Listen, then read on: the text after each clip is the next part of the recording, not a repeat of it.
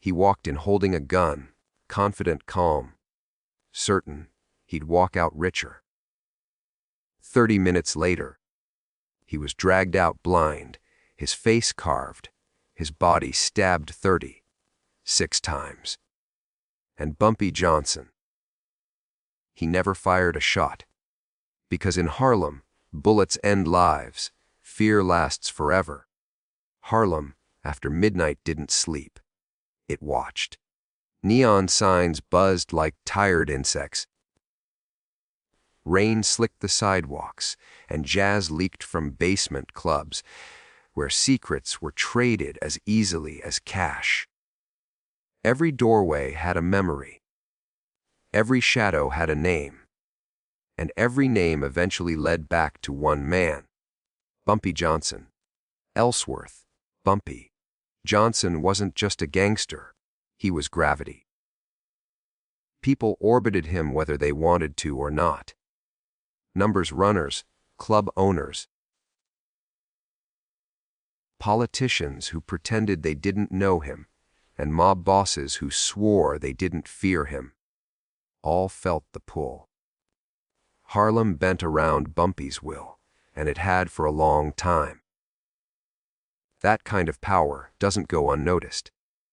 Downtown, far from Harlem's rhythm, a room filled with smoke and low voices held a different kind of silence.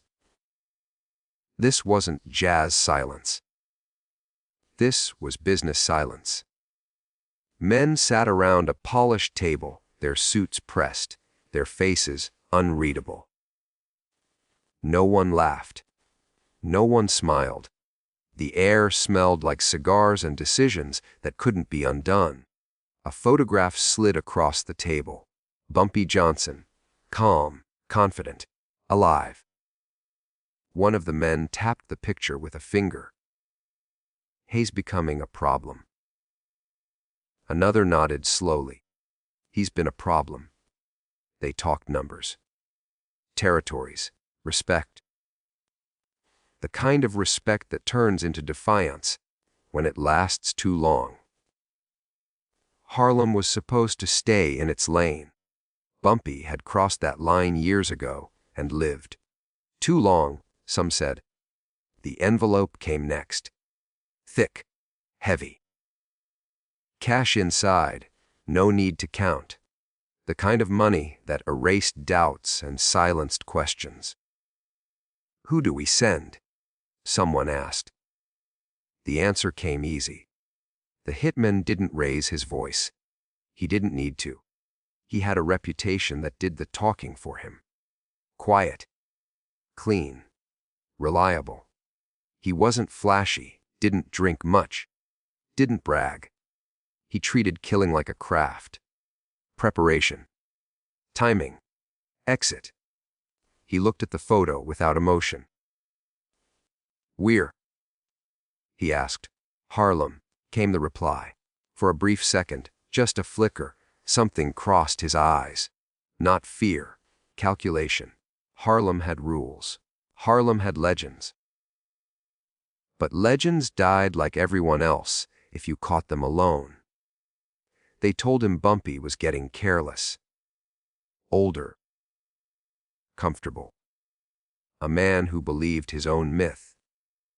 They said he sat in the same places, trusted the same routines. Wore confidence like armor. They didn't say his name with respect. They said it like a challenge. The hitman accepted the job. He packed light. Gun cleaned twice. Spare magazine. No unnecessary tools. No room for mistakes. He reviewed the route, the timing, the exits. 3. He memorized the floor plan of the restaurant from a sketch drawn by someone who swore it was accurate. A back booth. Dim light, late hour. Perfect. The train ride uptown was quiet. The city changed with every stop. Buildings leaned closer. The air grew heavier. Harlem announced itself not with signs, but with sound. 3. The echo of music, the murmur of voices, the constant hum of life, refusing to slow down. The hitman watched it all through calm eyes. He noticed the looks. Not hostile. Curious. Measuring. Harlem had a way of noticing strangers without staring. He adjusted his coat and kept walking. He'd been in worse places. He'd walked into rooms where death waited with open arms. This was just another job. Still, something felt different. Not wrong, just aware. As he passed a barber shop, the laughter inside died for half a second. At a corner, a man selling cigarettes stopped mid-sentence and watched him go. No one followed. No one approached. But the street remembered him. Harlem always did. Bumpy Johnson, meanwhile, sat exactly where he planned to sit. The restaurant was modest, nothing fancy. 3. A place that survived because people knew better than to bring trouble through its doors. The owner nodded respectfully as Bumpy took his seat. No guards stood beside him. No obvious muscle nearby. It looked careless. But Bumpy wasn't careless. He listened. To footsteps. To pauses in conversation. To the way the room breathed. He had learned long ago that danger made noise before it struck. If you knew how to hear it. That night, the noise was subtle. A hesitation at the door. A silence that lasted half a second too long. Bumpy didn't turn around. He reached for his coffee and took a slow sip. Calm. Measured. As if nothing in the world could rush him. Outside, the hitman paused under the flickering sign. He checked his watch. Right on time. One step forward. And history would change. One clean shot and Harlem would lose its king. He pushed the door open, feeling the familiar weight of the gun under his coat. Inside, Bumpy Johnson smiled. Not because he was afraid, but because the night had finally decided to show its hand. The door closed softly behind him. But the sound carried farther than it should have. The hitman felt it immediately, the shift in the room. The tiny adjustment people made when something dangerous entered their space. Conversations didn't stop. Plates still clinked. A fork scraped against china. But the air tightened just enough to notice. He let his eyes adjust to the low light.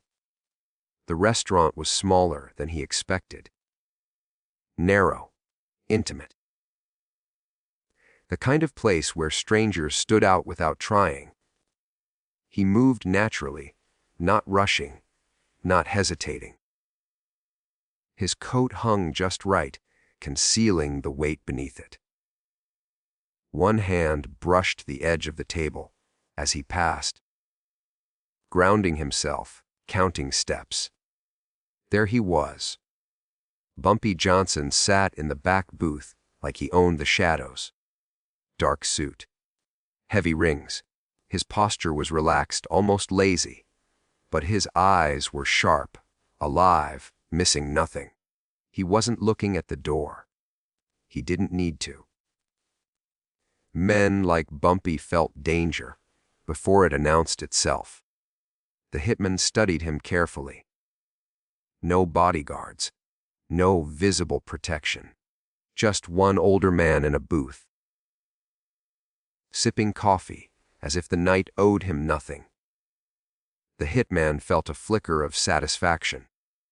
This was exactly what he'd been told. Too comfortable. Too confident.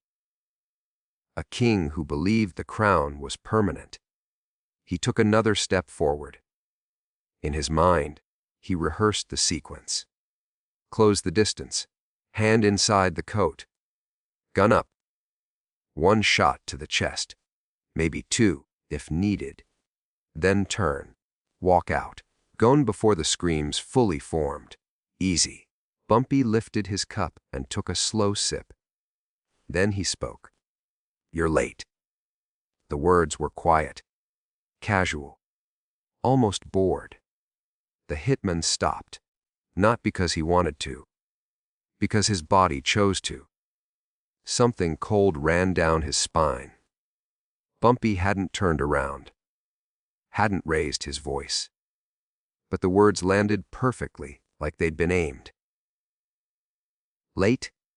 No one had given a time, no appointment, no introduction. The hitman's fingers tightened slightly inside his coat. Bumpy turned his head, just enough for one eye to catch the light. That eye met the hitman's gaze. There was no surprise in it, no fear, just recognition, as if he'd been waiting for this moment, for this exact man all night. For half a second, the hitman considered pulling the gun right there, ending it, breaking the spell. That half-second cost him everything. A chair slammed into the side of his knee with bone, cracking force. Pain exploded up his leg and stole his balance. Instinct took over. He drew the gun as he fell, firing a shot that shattered glass instead of flesh. The lights went out. Not accidentally, not by chance. Darkness swallowed the room in an instant. Screams erupted, chairs scraped, people scattered. But beneath the chaos was something else, movement that was fast, practiced, coordinated. Hands grabbed him. Strong hands, too many. He swung the gun blindly, firing again. But someone wrenched it from his grip, and it skidded across the floor. A fist smashed into his ribs, driving the air from his lungs. He tried to roll, to get his feet under him. But another blow caught him across the back. This wasn't panic. This was a trap. The hitman struggled, every training instinct screaming at him to escape, to create space. But there was no space. Only bodies. Only pressure. Only the sound of his own breath turning sharp and uneven. Then he heard it, the sound of metal sliding free. Not one blade, several. The hitman froze for a fraction of a second as the reality settled in. Guns were loud. Guns drew attention. Knives were intimate. Knives meant time. The first stab came low, just under the ribs. Precise. Controlled. Pain bloomed, hot and immediate. He gasped, twisting, but a knee pressed into his spine and pinned him down. Another stab. Then another. Not deep enough to kill, deep enough to teach. He screamed, and someone laughed quietly near his ear. You really thought he'd be alone? A voice whispered. The hitman tried to crawl, to drag himself toward the door, but a boot came down on his hand, crushing his fingers. He felt something snap. The pain blurred his vision, but the darkness made it worse. He couldn't see who was cutting him. Only feel it. Slash. A blade tore across his cheek. Warm blood flooded his mouth.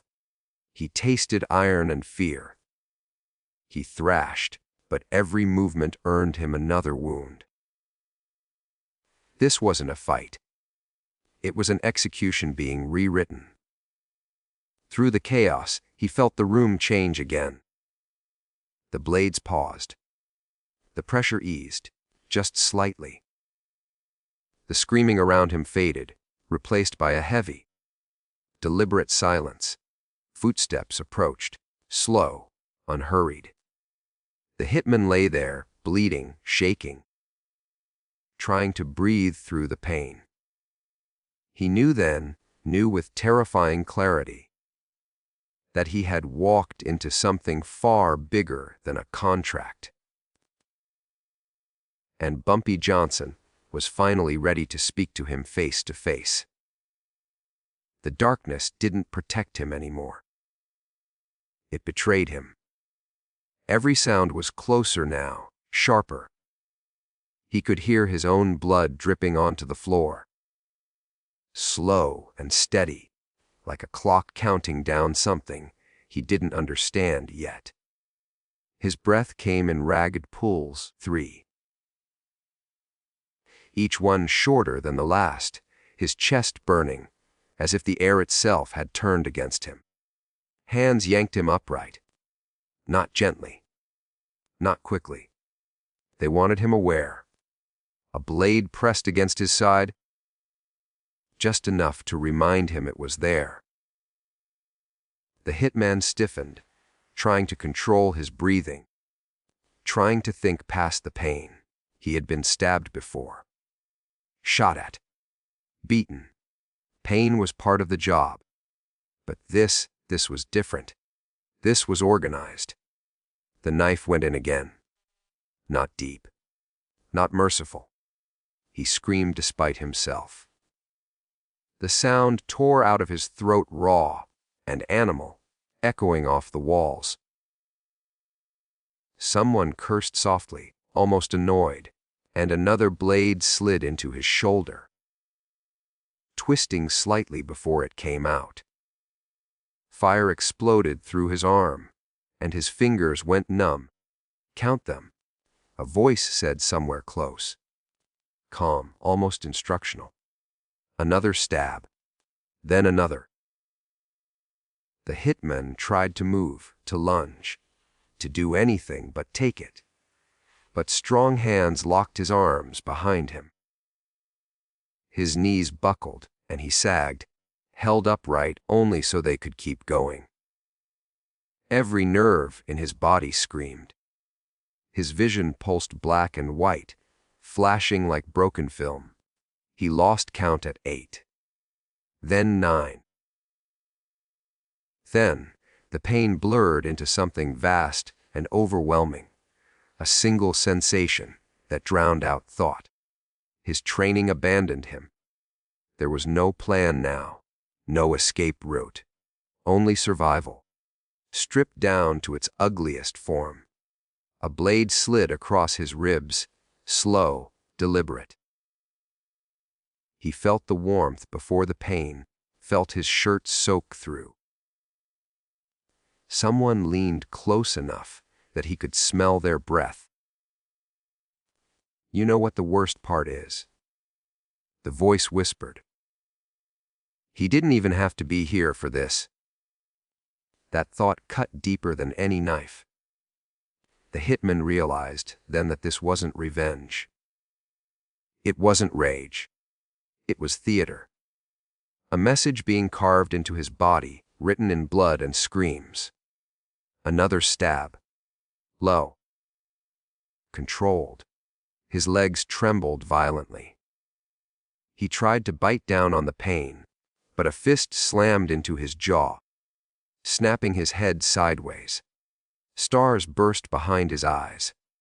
His knees hit the floor this time, hard, and gravel scraped against his palms as he caught himself.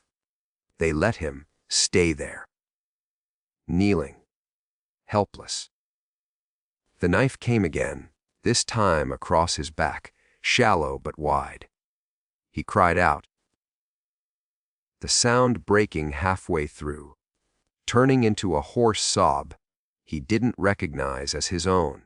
He tasted blood and saliva and humiliation all at once.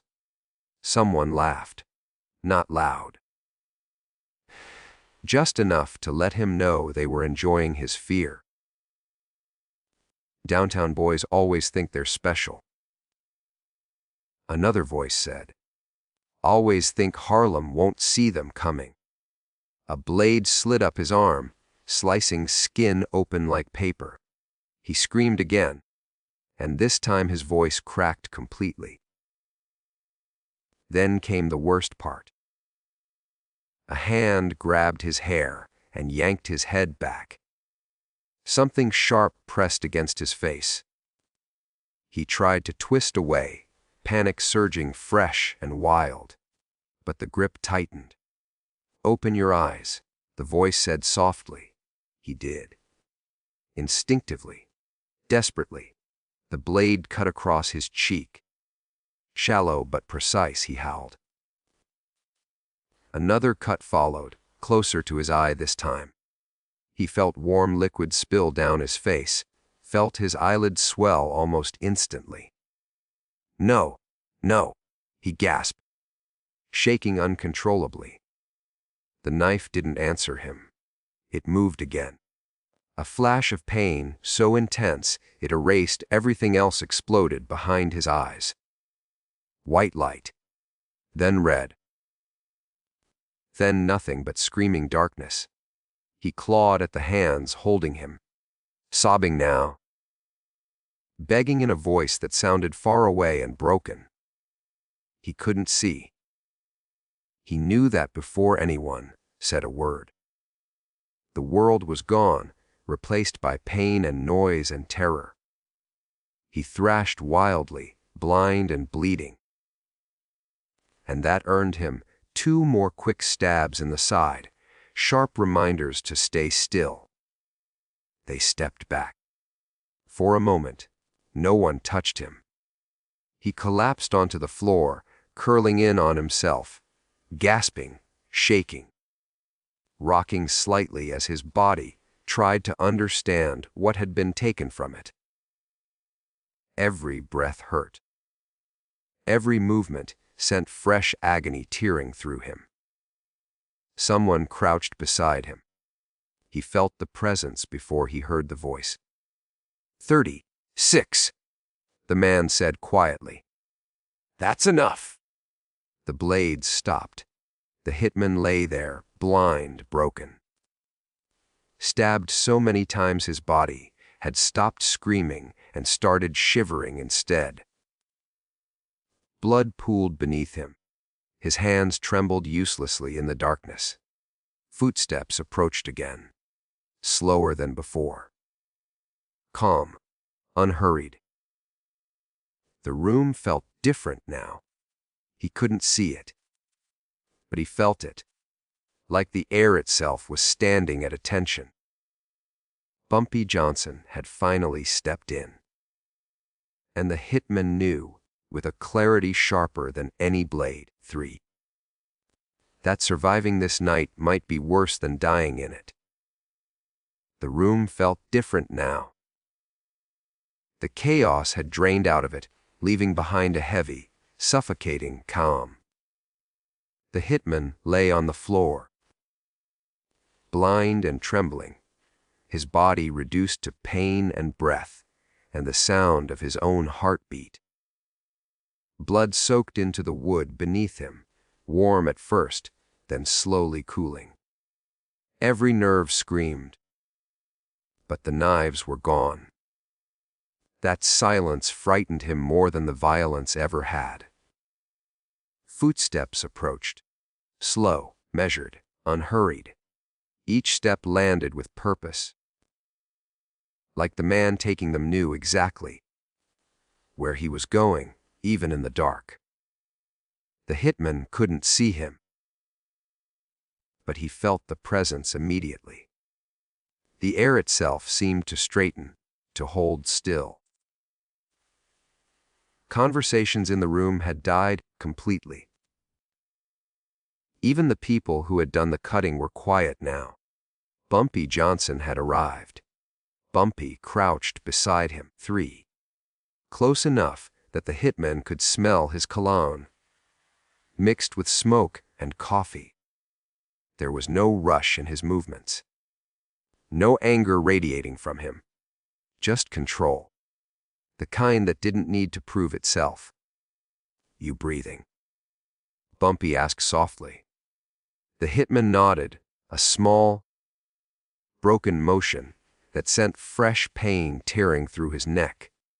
A sound escaped his throat, half sob, half gasp. He waited for another blade, another wave of agony. It didn't come. Bumpy stayed there, letting the moment stretch. He understood the value of silence. Silence made men listen.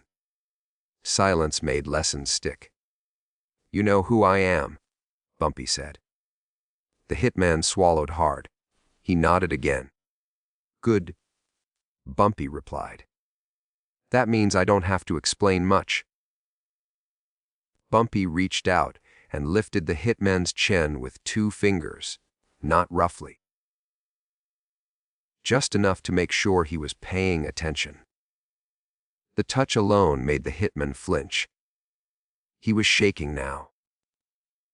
Uncontrollably, his body betraying him in ways he'd never known. "You came a long way for this," Bumpy continued. "Crossed town, crossed lines." The hitman tried to speak. Tried to apologize. Tried to say anything that might make this end. All that came out was a wet, broken sound. Bumpy didn't react. "They told you I was careless," he said. "Told you I sit alone. Told you I forgot how this game works." He leaned in closer. "They lied to you." Bumpy straightened slowly and stood. The hitman felt suddenly smaller, more helpless than he'd ever felt in his life. Blindness pressed in on him, heavy and permanent. Whatever world he'd walked into that restaurant with was gone forever. "You're going to live," Bumpy said. The words hit harder than any knife. "Live." The hitman's chest hitched as the meaning sank in. Living meant memory. Living meant pain that never stopped. 3. Living meant waking up every day, knowing exactly how wrong he'd been. "You're going to walk out of here," Bumpy went on calmly. "And you're going to tell them what happened." Bumpy paused, letting that sink in. "You're going to tell them you saw nothing," he said. "And that's the point." A weak, broken sob escaped the hitman's throat. Bumpy knelt again, bringing his voice low, intimate. "You tell them Harlem ain't open for business like that," he said. "You tell them I don't need guns to end men." He leaned closer, his voice dropping even further. "And you tell them this is mercy." The hitman nodded frantically, tears mixing with blood on his ruined face. 3. He would tell anyone anything. He would tell everyone everything. He would never forget this voice, this moment, this terror. Bumpy stood and stepped back. "Take him outside," he said. Hands grabbed the hitman again. But this time they didn't stab him. They dragged him across the floor, his body scraping, pain flaring with every movement. Cool air hit his face as a door opened. Night sounds rushed in, cars, distant music, life going on as if nothing had happened. They dumped him on the sidewalk. Hard. He lay there, blind, broken, bleeding, screaming into the dark.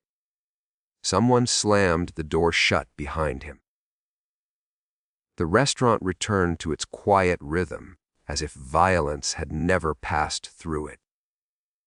By morning, the story was everywhere. A professional hitman had walked into Harlem confident and armed, and walked out screaming, blind, and barely alive. The details changed with every retelling, but the message stayed the same. Bumpy Johnson was untouchable. Phones rang all over the city that day. Meetings were canceled. Orders were quietly withdrawn. No one rushed to avenge the man who failed. No one wanted to be next. And Bumpy Johnson went back to his routine. Coffee, conversation.